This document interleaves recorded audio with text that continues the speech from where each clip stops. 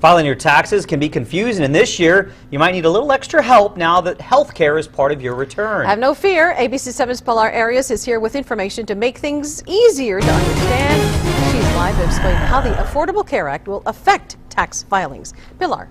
Estella and Rick, many of our viewers will simply check the yes box when asked if they had health coverage all of 2014. But if you received subsidies for Obamacare or if you didn't have insurance at all, this story is for you.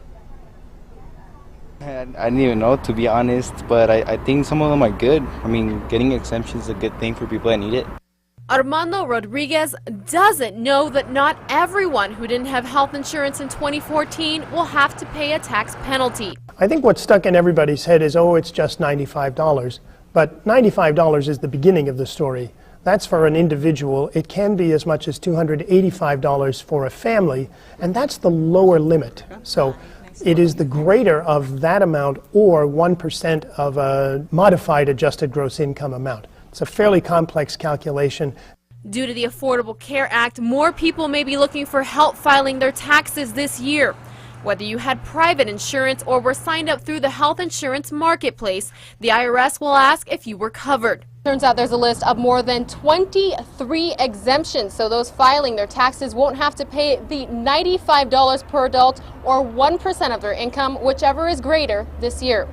Some include hardships such as experiencing the death of a close family member, going through loss due to a fire, or having expenses due to caring for an ill, disabled, or aging family member.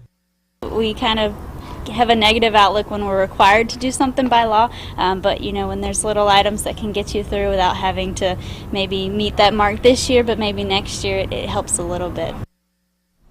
Another thing to keep in mind, those who received lower Obamacare monthly rates due to projected income may have to pay some of that back due to actual income earned in 2014.